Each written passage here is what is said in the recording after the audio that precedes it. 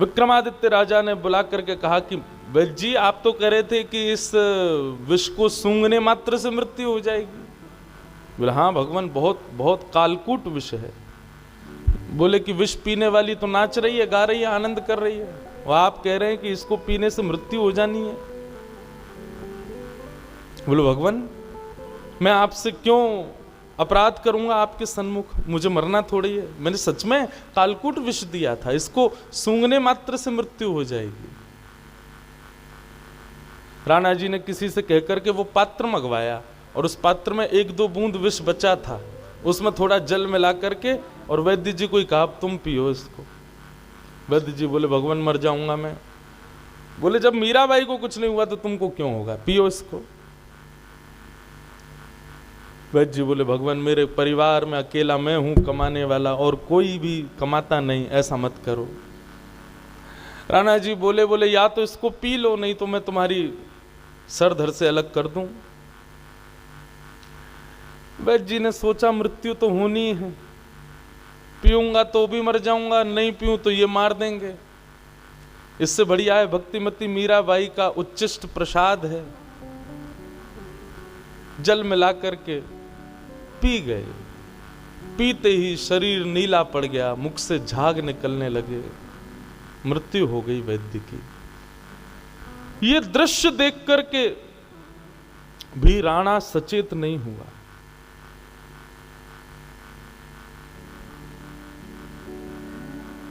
उसी विष का एक बूंद ग्रहण करके वो वैद्य मर गया, मीराबाई को कुछ नहीं हुआ। अब तो समझ जाना चाहिए था, नहीं माने। सेवकों से कहा जरूर ये जादूगर जादू सीख के आई है, कहीं से कुछ करके आई है, ऐसी है वैसी है, काला जादू करती है, उसी से ही इसकी रक्षा हो रही है, और पता नहीं क्या हुआ है। कोई बात नहीं, अब इसको ले जाओ, इसके देह को इसके परिवार के लोगों को दे आओ। सैनिक ले गए वैद्य जी के देह को, उनके परिवार को दिया। बेचारे हंसते खेलते गए थे, मृतक लौट के आए, परिवार के लोग रोने लगे।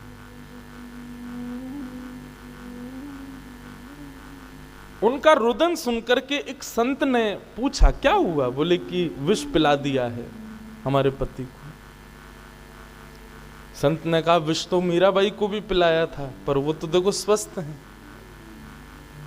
एक काम करो, इनको तुम भक्तिमती मीराबाई के पास ही ले जाओ। और परिवार के सब लोग रोते रोते अपने उस घर के सदस्य को, वैद्य जी को लेकर के भक्तिमती मीराबाई के सामने प्रस्तुत हो गए। एक ही है हमारे घर में सबको संभालने वाला, आप कृपा करो मीराबाई। मीराबाई ने जैसे ही उस वैद्य को देखा, वैद्य को देख करके मीराबाई अपने ठाकुर जी के सामने बैठ गई, और बैठ करके तानपुरा पर छेड़ने लगी स्वरों को। भक्त वत्सल हो नाथ, आप तो सबकी पीड़ा हरते हो, क्या बिगाड़ा है इन्होंने नाथ, कृपा करो और अपनी कृपा के भाव से विश्वास जन्य प्रदान करो सबको।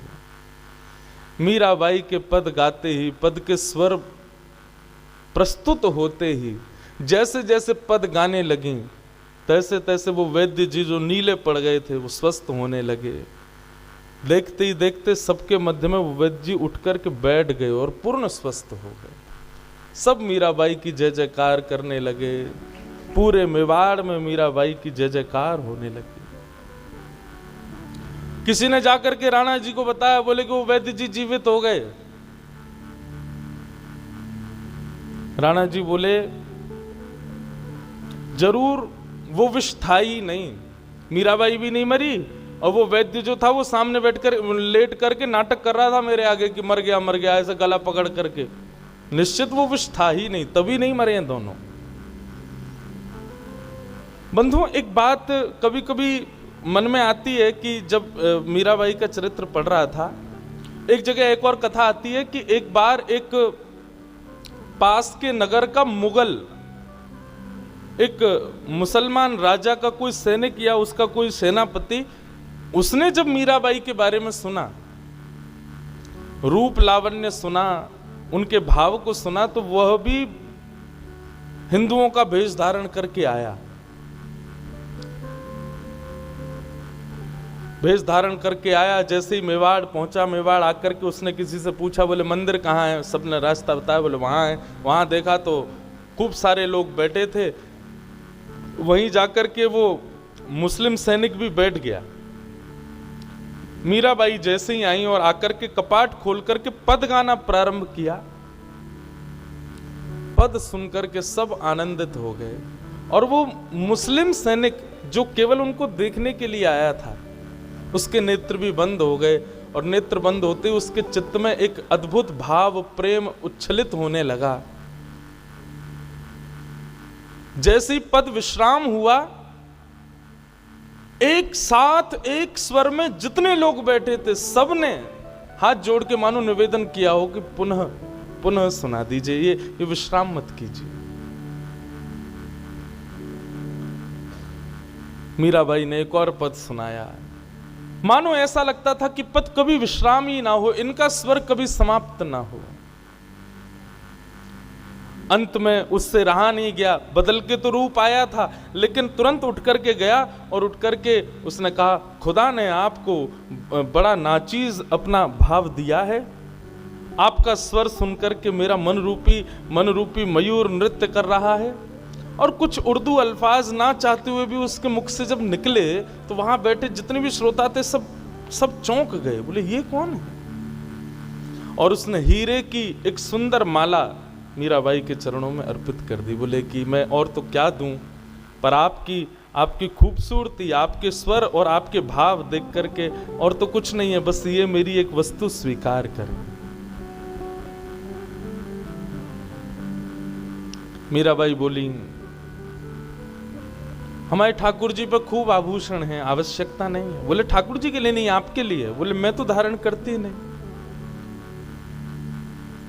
उस मुगल सैनिक ने कहा, अब मैं तो अर्पित कर चुका, आप लो चाहे मत लो, बस कृपा करो, मैं आज धन्य हो गया।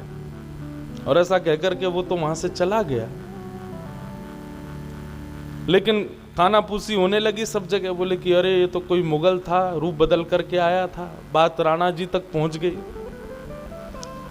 अब तो मीराबाई को नजरबंद कर दिया महल में। अब जाके दिखाओ कहां जाओ।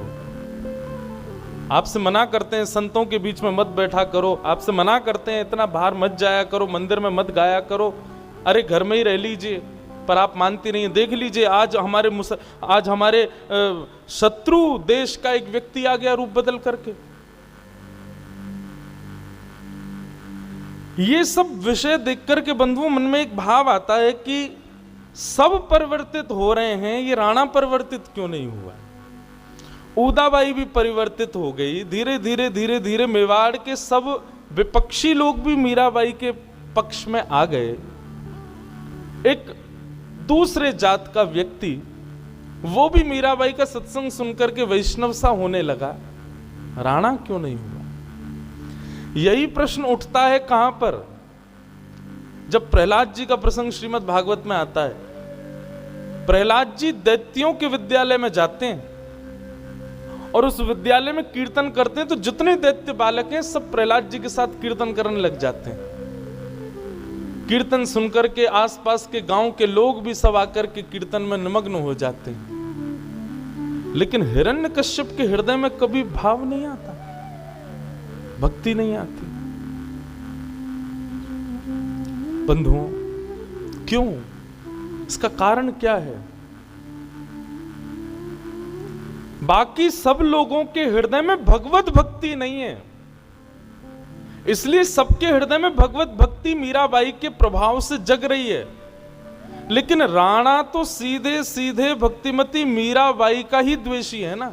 मतलब भगवान के भक्त ना हो, भगवान के द्वेषी हो तो निश्चित है भक्ति उत्पन्न हो जाएगी। लेकिन भगवान के किसी भक्त के द्वेषी बनोगे तो चाह करके भी कभी भक्ति उत्पन्न नहीं हो पाएगी। बाकी मेवाड़ के लोगों में भक्ति भगवान की नहीं है, इसलिए मीराबाई की वजह से भक्ति जग रही है। लेकिन राणा तो ठाकुर जी की भक्त शिरोमणि मीराबाई का ही अपमान करता है, भक्तों का ही अपमान कर रहा है। इसलिए उसके चित्त में चेतना नहीं हो रही है।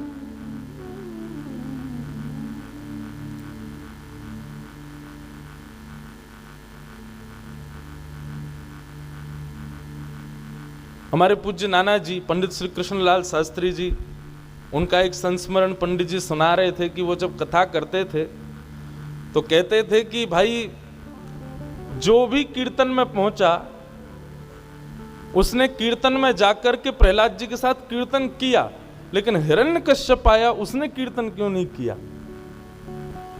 तो नाना जी एक उदाहरण देते, जैसे दीपावली पर आप लोग अपने घर के बाहर लाइट की लड़ लगा देते हो, जैसे स्विच ऑन करते हो तो 10, 15, 20 लाइट एक साथ एक तार से जुड़ी हुई सब जल जाती हैं, लेकिन उनमें से कुछ फ्यूज होती हैं, करंट होते हुए भी वो जलती नहीं है कभी। करंट जाता है लेकिन फिर भी नहीं जलती, क्यों? फ्यूज हो गई हैं, भीतर से ही खराब हैं। ठीक वैसे ही ये राणा आदि कुछ ऐसे जो संत हृदय से प्रेम नहीं करता, वैष्णवों से प्रेम नहीं करता, वैष्णवों को प्रणाम नहीं करता, ऐसा समझ लो उसका भाव फ्यूज है। फिर तो चाहे वो कितनी कथा सुन ले, कितना भी वैष्णव संग कर ले, कितना भी मंदिर चला जाए, उसके जीवन में परिवर्तन आने वाला है ही नहीं। इसलिए भैया ठाकुर